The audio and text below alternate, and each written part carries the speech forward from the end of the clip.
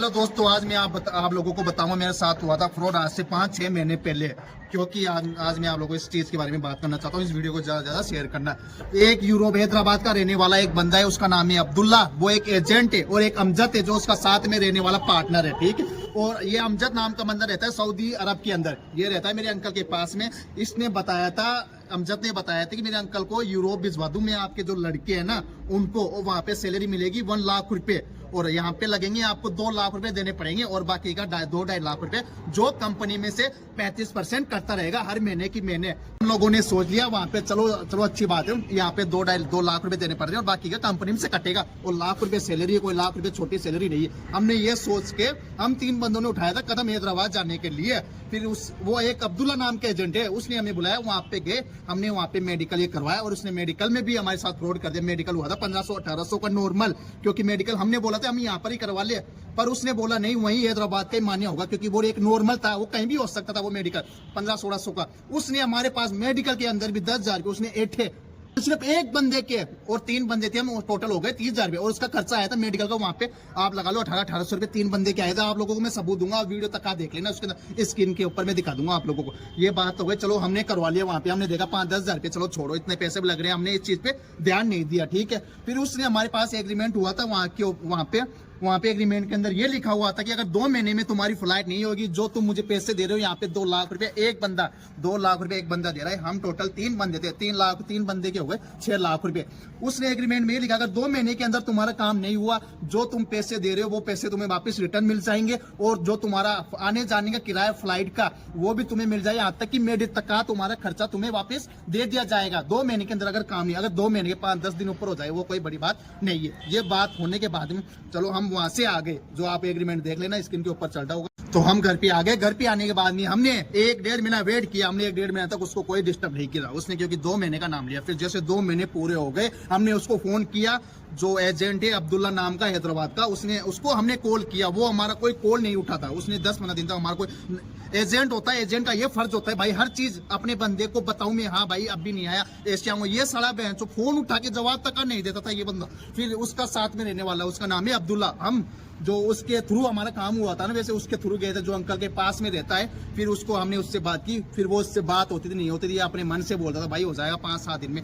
ऐसे करते करते दिन बीतते गए, पूरे हो चुके हैं 2.5 से 3 महीने।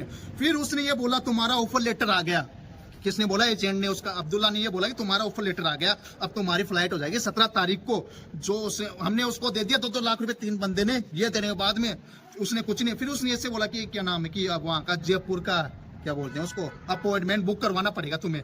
फिर हमने बोला भाई अपॉइंटमेंट चलो हम बुक करवा लेंगे, ठीक है। वो MSC में फाइल देनी पड़ेगी, ठीक है। वहां देने के बाद फिर उसने ये बोला MSC का अपॉइंटमेंट मैं बुक करवा के देता हूं तुम्हें। उसने बुक कराते कराते ऐसे करते करते उसने बोला 15 दिन महीना ऐसे निकल गया, ठीक है। 4 से 5 महीने निकल गए, कोई काम नहीं हुआ, हमें कुछ भी मतलब वो नहीं मिला। हाँ भाई वो जाना भी नहीं जाना। ऐसा होने के बाद में फिर हमने फिर उसको फोन किया, क्या ना उसने बोला कि हमें क्या नाम है भाई, हाँ। फिर उसने लाइफ में से बोला भाई तुम्हारा 17 तारीख की फ्लाइट हो रही है। फिर उसने हमें डमी टिकट और एक लोकल वीजा, जो वीजा हमारे जो मामा है यहाँ पे, हमने उसके पास चेक करवाया। उसने बोला ये तो फ्रॉड है, कुछ भी नहीं है, तो डमी टिकट है। ये होने के बाद में हमने उसको कॉल किया, उसने ये बोला कि भाई ये मेरी जीमेल आईडी से खुलेगा, ये वैसे नहीं खुलेगा। फिर हमने उसकी जीमेल आईडी मंगवाई, तब भी नहीं खुला वो। फिर उसने ऐसा बोला भाई मैं करवा के देता हूँ, मेरे ऊपर विश्वास करो। भाई फिर विश्वास तो करना पड़ेगा। बात हो गई। ये बात होने के बाद में उसने बोला भाई साहब 2.5 लाख रुपए और डालो, मुझे 4.5 लाख रुपए पूरा यही क्लियर करना पड़ेगा तुम्हें। इसकी टेंशन होगा भाई 4.5 लाख रुपए कहा से 2 लाख तो वैसे किसी के पास करे थे हमने। फिर उसने और बोला भाई 4.5 लाख रुपए यही पेमेंट तुम्हें पूरा देना पड़ेगा, क्लियर करना पड़ेगा। बात हुई थी वहां पे, ऐसे होगा भाई 35% कटेगा, ऐसे वैसे हमने वहां घुमाया गया, जैसे हमने उसको पैसा दे दिया। फिर उसने लास्ट में 4.5 लाख यही देना पड़ेगा, नहीं तो तुम्हारा पैसा खाया पिया, तुम्हें 1 रुपए भी नहीं मिलेगा। इसने इतनी बड़ी बात बोल दी। और मैं आप लोगों को रिकॉर्ड सब देख लेना, आप उसका प्रूफ दूंगा आपको, ठीक है। और इस वीडियो को ज्यादा शेयर करें ताकि आप लोग। हमने कैसे भी करके 2.5 लाख का और बंदोबस्त किया, क्योंकि फर्स्ट में हमने 2 लाख रुपए उसको दे दिया था। फिर उसने बोला भाई यही करना पड़ेगा 4.5 लाख रुपए। फिर हमने कैसे भी करके 2.5 लाख रुपए का और बंदोबस्त किया, कैसे भी करके किसी से कर्जा उठा के उसको हमने 4.5 लाख रुपए दे दिए। हमने उसको 4.5 लाख रुपए, मतलब कि एक बंदे ने 4.5 लाख दे दिए, 3 बंदे के हो गए 13.5 लाख रुपए हमने दे दिया उसको। फिर उसने ना फोन उठाया ना उसने मैसेज का जवाब दिया, उसने फोन तक बंद कर लिया 5-7 दिन तक। हमने हमारे हो गए टेंशन। 4.5 लाख रुपए एक बंदे की बहुत बड़ी रकम थी यार, हमें नींद नहीं आती थी। फिर हमने यहाँ पे थाने में गए, केस करवाए। और तुम्हें पता है केस करने से आजकल 100 सालों से केस चल रही है, उनकी आज तक सुनाई नहीं हुई।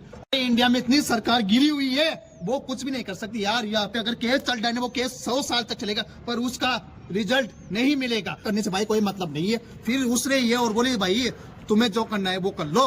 तो मुझे भाई केस के ऊपर कोई विश्वास नहीं है। केस हमारे सालों साल चल रहा है, वो उस केस की कोई सुनवाई नहीं होती। अगर कोर्ट में चला जाए ना 100 साल तक, उसका कुछ भी नहीं हो सकता।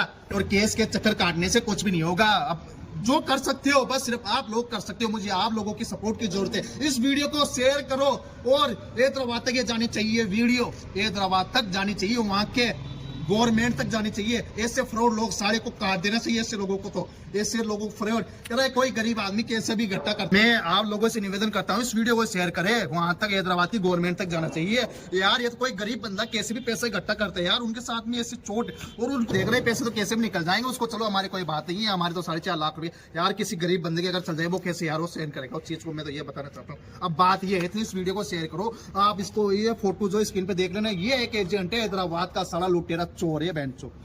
तो ऐसे लोगों को तो साड़ी की गर्दन काट देनी चाहिए, अलग कर देनी चाहिए। ऐसे लोगों को तो यार बेचारा गरीब आदमी कैसे करके सपना देखता है विदेश जाने का और उनके साथ में ऐसी चोट हो जाती है, फिर यार उनके पैसे कहां से कैसे अब इतना ही निवेदन करना चाहता हूँ सोशल मीडिया से। मुझे सरकार और किन्हीं से मुझे विश्वास नहीं है 1%। अब जो पैसा मेरा आ सकता है वो सोशल मीडिया के थ्रू आ सकता है। मैं आप लोगों को इन दोनों का कॉन्टेक्ट नंबर दे दूंगा। इन लोगों की इतनी धुलाई करना, ऐसी करना, सालों इतना मैसेज करना। यहाँ तक थानेदार में आप लोगों को सबसे अपील करना चाह रहा हूँ, इनके नंबर दे रहा हूँ मैं आप लोगों को। इनका आप बायोडाटा निकालिए और इन तक पहुंचिए। ऐसे लोगों से आप, ऐसे फ्रॉड लोगों से आप इनकी कैसे करके इनको हटाइए और इन लोगों की आप क्लास लगाइए। ऐसे लोगों को थाने में बंद करिए कि क्या पता कितने ना जाने गरीब लोगों के पैसे यार। तो आप इस वीडियो को शेयर करें, गरीब का पैसा निकले यार। 12.5 लाख 13.5 लाख रुपए हमारी ऐसी कर दी। अब मैं आप लोगों को बताना चाहता हूँ, इतना ही कहना चाहता हूँ, इस वीडियो को ज्यादा से ज्यादा शेयर करें ताकि ऐसे फ्रॉड लोग से आप भी बच सके। मैं आप लोगों को हमारा दिखा दूंगा जो हमारे साथ चोट हुआ। टिकट तक हमने कैसे हैदराबाद की टिकट ली थी और कैसे उसने वहाँ पे। तो ये है फ्रॉड एजेंट और इसका ऑफिस का पता और इसका बायोडाटा मैंने सारा इस पे डाल दिया। स्क्रीन के ऊपर आप देख सकते हो। और